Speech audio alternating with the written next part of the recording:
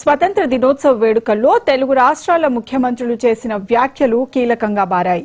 బనకచెర్లపై ఆంధ్రప్రదేశ్ ముఖ్యమంత్రి చంద్రబాబు నాయుడు, నీటి వాటాలపై తెలంగాణ ముఖ్యమంత్రి రేవంత్ రెడ్డి చేసిన ప్రకటనలు ఇప్పుడు చర్చనీయాంశంగా మారాయి.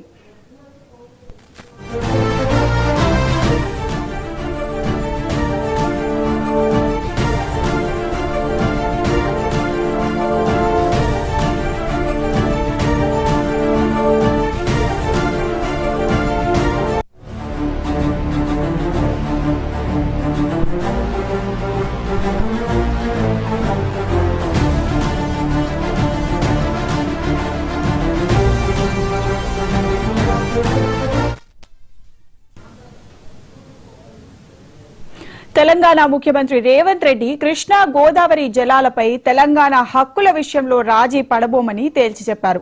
తెలంగాణ అవసరాలు పూర్తిగా తీరిన తర్వాతే ఇతర రాష్ట్రాలకు నీటిని ఇస్తామని స్పష్టం చేశారు. నీటి వాటాలను సాధించుకునే విషయంలో ఎలాంటి కుట్రలు, బెదిరింపులకు లొంగేదే లేదని, తమ హక్కుల కోసం ఎవరిని ఒత్తిడికి తగ్గేదే లేదని ఆయన అన్నారు. వ్యూహాలు, ఎత్తుగడలతో తెలంగాణకు న్యాయబద్ధంగా దక్కాల్సిన నీటి వాటాని సాధించుకుంటామని రేవంత్ రెడ్డి తెలిపారు. ఈ ప్రకటనలు రెండు రాష్ట్రాల మధ్య నీటి వివాదాలు మళ్లీ తెరపైకి వచ్చే సూచనలు కనిపిస్తున్నాయి. ఇక ఇదే అంశానికి సంబంధించి మా ప్లానింగ్ ఎడిటర్ సురేష్ మరింత సమాచారాన్ని లైవ్ ద్వారా అందించడానికి సిద్ధంగా ఉన్నారు. సురేష్,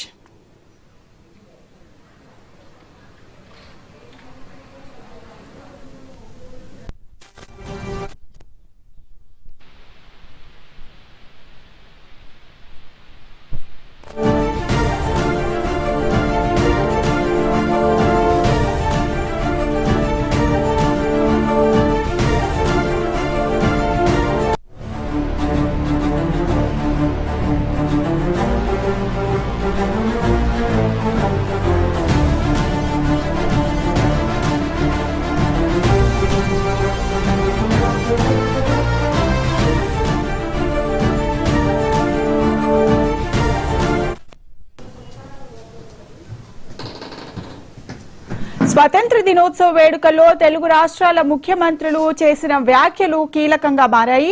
బనకచెర్లపై ఆంధ్రప్రదేశ్ ముఖ్యమంత్రి చంద్రబాబు నాయుడు, నీటి వాటాలపై తెలంగాణ ముఖ్యమంత్రి రేవంత్ రెడ్డి చేసిన ప్రకటనలు ఇప్పుడు చర్చనీయాంశంగా మారాయి. ఇక ఇదే అంశానికి సంబంధించి మా ప్లానింగ్ ఎడిటర్ సురేష్ మరింత సమాచారాన్ని లైవ్ ద్వారా అందిస్తారు.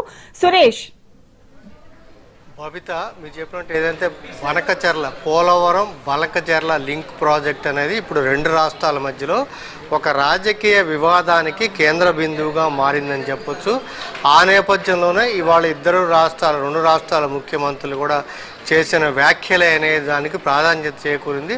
ఇందులో చంద్రబాబు నాయుడు గారు, ఆంధ్రప్రదేశ్ చీఫ్ మినిస్టర్ చంద్రబాబు నాయుడు గారు చెప్పిందంటే, సముద్రంలోకి వృధాగా పోతున్నాయి, వృధాగా వెళ్ళే జలాలను మేము పోలవరం నుంచి బనకచెర్లకు మళ్లించి దాన్ని రాయలసీమని సస్యశ్యామలం చేయడానికి ఉపయోగించుకుంటాము. ఇందులో ఏ రాష్ట్రానికి కూడా ఇబ్బంది లేదు, ఎందుకంటే సముద్రంలోకి దాదాపు 3000 టీఎంసీల వరకు వృధాగా వెళ్తున్నాయి. కాబట్టి మేము ఆ వృధాగా వెళ్లే నీటిని మేము ఉపయోగించుకుంటాము, దీనివల్ల ఏ రాష్ట్రానికి ఇబ్బంది లేదని చెప్పి చంద్రబాబు నాయుడు గారు చెప్పారు. రేవంత్ రెడ్డి గారు ఇక్కడ ఏం చెప్పారంటే, రేవంత్ రెడ్డి గారు చెప్పిన దానికి చంద్రబాబు నాయుడు గారు చెప్పిన దానికి కొద్దిగా చాలా చిన్న తేడా ఉంది. రేవంత్ రెడ్డి గారు ఏమన్నారంటే, గోదావరి కృష్ణా జలాలకు సంబంధించి తెలంగాణకు రావాల్సిన నీటి వాటాను ప్రతి చుక్కను కూడా మేము వదులుకోము, మొత్తం మా వాటాను మేము సాధించి తీరుతాము, ఇందులో ఎలాంటి రాజీ లేదు అంటే గతంలో కూడా చెప్పాడు. రాజకీయాలు వేరు అంటే చంద్రబాబు నాయుడు గారికి రేవంత్ రెడ్డి గారికి ఉన్న సాన్నిహిత్యం ఇలాంటి ఇబ్బంది అవుతుందంటే, రాష్ట్ర ప్రయోజనాలు అంటే తెలంగాణ ప్రయోజనాల విషయంలో ఎలాంటి రాజీ లేదని చెప్పి గతంలో రేవంత్ రెడ్డి గారు చెప్పారు. అదే విషయాన్ని మళ్ళొకసారి పునరుద్ఘాటిస్తూ ఇక్కడ చాలా చెప్పారు. అంటే నాడు కాంగ్రెస్ హయాంలో నెహ్రూ గారు నిర్మించిన నాగార్జున సాగర్, శ్రీశైలం, శ్రీరామ్ సాగర్ ప్రాజెక్టు, వాటి ద్వారానే తెలంగాణ ఇవాళ సస్యశ్యామలం అవుతుంది. బీఆర్ఎస్ అంటే కేసీఆర్ గారు 1,00,000 కోట్ల కాళేశ్వరం ప్రాజెక్టుని కట్టి ఆ కాళేశ్వరం దాంట్లో ఇప్పుడు గోదావరి జలాలు 1,00,000 కోట్లు కలిపేశారంటే అది నిరుపయోగంగా మారిన నేపథ్యంలో ఆ కామెంట్ చేశారు. అయితే ఇక్కడ ఏమైంది, రాజకీయాలకు దీని ప్రాధాన్యత జరిగింది.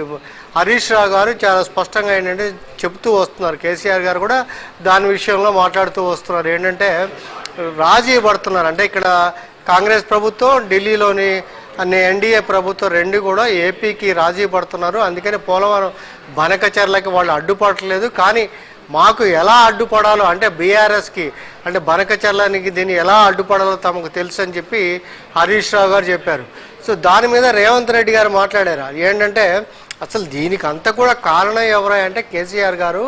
ఎందుకంటే 2016లోనే ఆయన ఒక లేఖ ఇచ్చారు, కేంద్ర ప్రభుత్వం దానికి లేఖ ఇచ్చారు. ఏంటంటే 3000 టీఎంసీ, ఇప్పుడు చంద్రబాబు నాయుడు గారు కూడా చెప్తున్నారు, సముద్రంలోకి ఏటా 3000 టీఎంసీ గోదావరి జలాలు సముద్రంలోకి వృధాగా పోతున్నాయి, ఆ నీటిని మళ్ళీ ఇస్తున్నామని చెప్పారు. సో కేసీఆర్ గారు 2016లోనే 3000 టీఎంసీ వృధాగా సముద్రంలో పోతున్నాయి అని ఏకీభవిస్తూ లేఖ ఇచ్చారు. మరి దానికి అంటే అక్కడ బీజం పడింది. అంటే ఒక రకంగా కేసీఆర్ గారే ఇవాళ బనకచర్ల ప్రాజెక్టు కారణం అని చెప్పి రేవంత్ రెడ్డి గారు చెప్పారు. ఇక్కడ లోకేష్ గారు ఏమన్నారంటే మేము కూడా సముద్రంలోకి వృధాగా పోయే నీటిని వాడుతున్నాము, ఇక్కడ ఎవరికి ఇబ్బంది పడే పరిస్థితి లేదు, కానీ కాళేశ్వరం మేము ఒక రకంగా కాళేశ్వరానికి మరి అన్ని అనుమతులు తీసుకున్నారా, కాళేశ్వరాన్ని ఎలా కట్టారు అలానే మేము చేస్తామని చెప్తే దాని మీద ఉత్తమ్ కుమార్ రెడ్డి గారు, హరీష్ రావు గారు స్పందించారు. ఉత్తమ్ కుమార్ రెడ్డి గారు, భట్టి గారు వీళ్ళు ఏమంటారంటే లోకేష్ గారు కామెంట్స్ తోటి ఇక్కడ ఏంటి తెలంగాణలో ఇప్పుడు అది పొలిటికల్ అంశం కింద మారింది. అందుకని రేవంత్ రెడ్డి గారు ఏమన్నారంటే కేసీఆర్ గారు మీరు రండి, అసెంబ్లీకి రండి, మీరు ఒక డేట్ పెట్టండి, ఆ డేట్ అప్పుడు అసెంబ్లీకి మనం సమన్ చేద్దాం, అసెంబ్లీలో ప్రత్యేకంగా పోలవరం బనకచర్ల లేదంటే కాళేశ్వరం మీద కూడా వీటి మీద మనం చర్చిద్దాము, మీరు స్పీకర్కి ఒక లేఖ ఇవ్వండి, మీరు చెప్పిన డేట్లో అసెంబ్లీ సమావేశం అవుదామని చెప్పి రేవంత్ రెడ్డి గారు చెప్పారు. దానికి సమాధానం అటు నుంచి రాలేదు, కానీ మొత్తానికి దీనికి ఇక్కడ కేంద్ర బిందువుగా దీనికి చేశారు. అయితే ఇప్పుడు ఈ విషయం కేంద్ర పర్యావరణ శాఖకు వెళ్ళింది. ఎందుకంటే 82-85 వేల కోట్ల రూపాయలు కావాలి. అందుకని ఏపీ ప్రభుత్వం పర్యావరణానికి సబ్మిట్ చేయగానే కేంద్ర పర్యావరణ శాఖ మంత్రిత్వ శాఖ ఏం చెప్పిందంటే ముందు మీరు అంటే వాళ్ళకి లేఖలు వచ్చాయి, ఫ్లడ్ లాగా లేఖలు వెళ్ళాయి. ఆ లేఖలు వెళ్ళిన నేపథ్యంలో ముందుగా మీరు CWC అనుమతి తెచ్చుకోండి, అనుమతి తెచ్చుకున్న తర్వాత మీరు మా దగ్గరికి రండి అని చెప్పి కేంద్ర పర్యావరణ శాఖ రిటర్న్ చేసింది. అయితే ఇక్కడ అనిల్ కుమార్ యాదవ్ గారు మొన్న లోక్సభలో రాజ్యసభలో క్వశ్చన్ వేసినప్పుడు కేంద్ర ప్రభుత్వం చెప్పింది ఏపీ ప్రభుత్వమే ఇంకా ప్రీ ఫీజిబిలిటీ రిపోర్ట్ మాత్రమే CWC సమర్పించాము, ఇంతవరకు మేము పని కూడా మొదలు పెట్టలేదు అని చెప్పి ఏపీ ప్రభుత్వం చెప్పిన విషయాన్ని ఆయనకు తెలియజేశారు. అయితే ఇప్పుడు రెండు రాష్ట్రాల మధ్యలో ఈ అంశం జటిలంగా మారే రోజు రోజుకి రాజకీయ కారణాల వల్ల ఒక రకంగా జటిలంగా మారుతుంది. అక్కడేమో వృధాగా పోయే నీటి అన్నారు, ఇక్కడ కూడా వృధాగా పోయే నీటిని వాడుకోవడానికి ఎవరికి అభ్యంతరం లేదు, కానీ ముందుగా మా వాటా మా హక్కు తేలాలని చెప్పి రేవంత్ రెడ్డి గారు అంటున్నారు. Babita. Right, thank you Suresh.